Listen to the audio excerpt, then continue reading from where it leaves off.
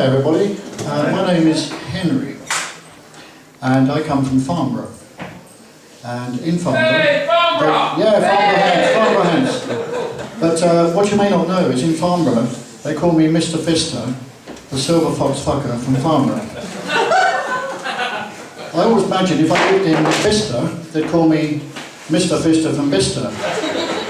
Or the Bicester Fister. Not quite sure.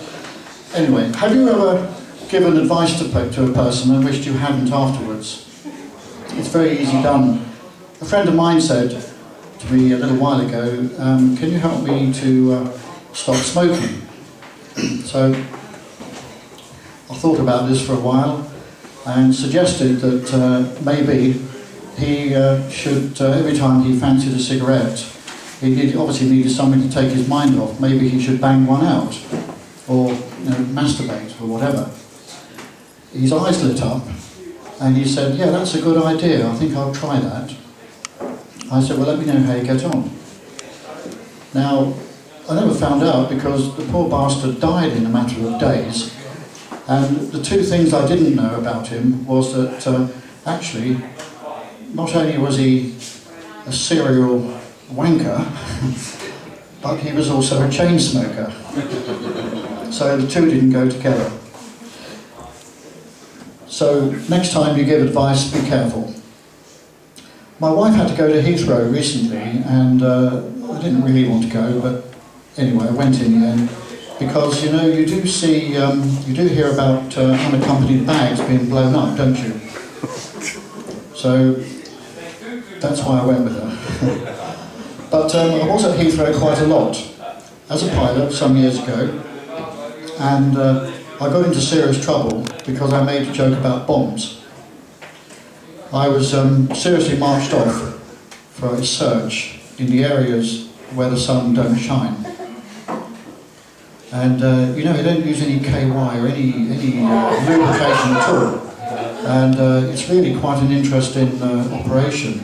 I'm sure the guy who searched me was a vet. But the good thing about it is you do learn from these experiences, and well, I think I now know what it's like to be fisted. And to be honest with you, it actually wasn't that bad.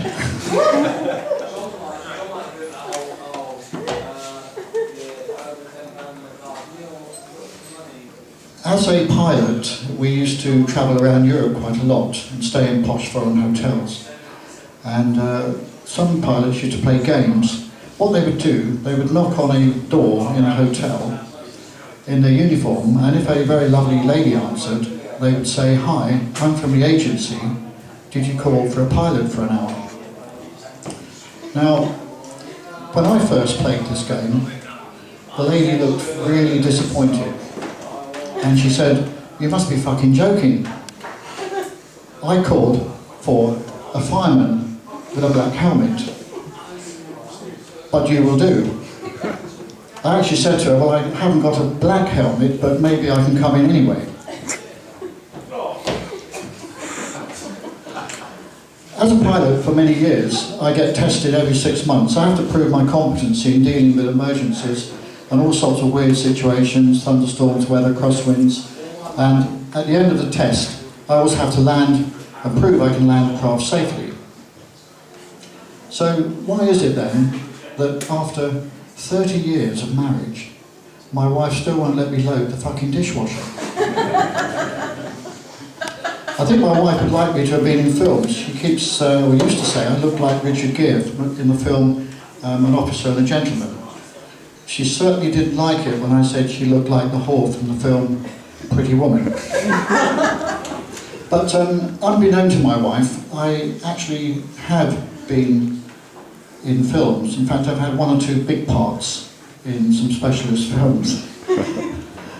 Unfortunately, the last one got cancelled because the bedroom door just wasn't big enough to get the horse in. But I made quite a lot of money from the films, and like a lot of people, became disillusioned with my bank. So I withdrew the money and placed it under my bed. And I highly recommend it actually. It's really good fun having a shag knowing that you're going to be coming into money. But I am known by a number of ladies in my local area, and they call me the Silver Fox. You can see why, of course. That's because they see me at night, shitting in their gardens. And that's it. Thank you very much indeed.